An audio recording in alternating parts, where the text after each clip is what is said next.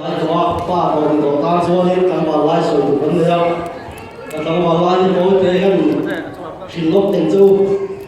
thế cái càng vào thế rồi vào lại cho nên chúng ta Samsung Galaxy S là iPhone 15 这里面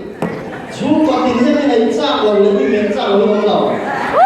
trên càng tu lên ba phơi cho nên mà đi khi mà số này thế thì nó cho đi đủ trên càng này chia phơi cho nên thế đi khi mà số đi ba lên đi tu nghe đi đủ khi mà thế nào cái gì trên càng này chia cái hậu với mày càng tu lên cái ba chút càng tu lên ba thì nó không có này đến khi mà lẽ cái gì đi mua đi cái gì nào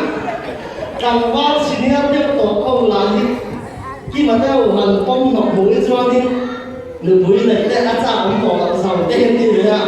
ăn mà như vàng nhân nào cũng như nguồn cái tí số khi đi đấy xia ăn đi xin nhau không đây là nhân mà đi không phải tôi mua ở bên bạn không không ăn một tô ăn mà đi làm chua phô nó biết ăn người ta đi riêng phun sương người vô nó bia ăn mùi nó bia xia ngã đây thì thôi xí chuột đầu là bạn đi liền mùi ăn mùi nó kỳ dễ trên cả đại số là thiên nó và thiên nó sẽ vấn đề gì ạ check sự ra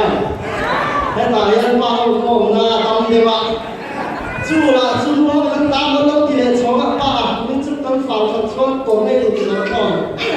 ăn mà đi ta lấy đến đâu để về chứ ba trên thằng như nó như hô những cái vai trò con trong thằng đồng nó sẽ là thủ con đồng cho nên cùng chung thì mọi con ăn vào này đi lấy được nhà này thì cho cùng ta là cho đi đi biếng nhà đi tu học về không phải khổ vấn đề à chúng ta cho đi ăn bắt các bạn ăn bắt trong trái cái là nhà là phi phi nó chọc thế ăn ăn đây qua đây có ăn ăn hồng đi ăn ăn đủ đôi các bạn đi soi như thế này anh vào cái cái làm soi thì nó chỉ ngay ăn qua xí sân ăn đến lệ đồng bố cũng có bốc xí ăn như ta ăn sợi lắm đỏ xí là đây là không thì nó quá ăn chủng tôi thì cái nó cần nó há đi bốc là kia để ê tụi mình xin nó vào đi rồi xin làm mẹ chính thức thì lúc này em cái cứ làm là mẹ hao mình lại cái con vào cái gì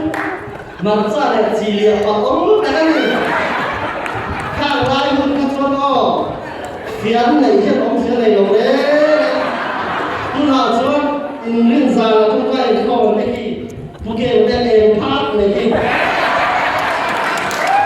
cái gì cái ở trong cái buồn làm buồn thì cái nó buồn tốt rồi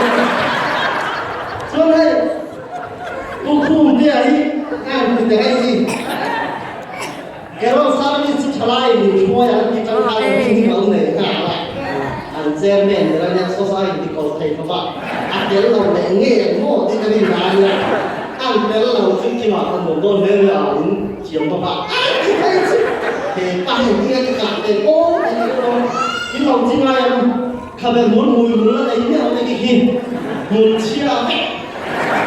cô sắc cái làm cô ruộng làm gì cái làm đai bằng kèn gì đó em biết làm một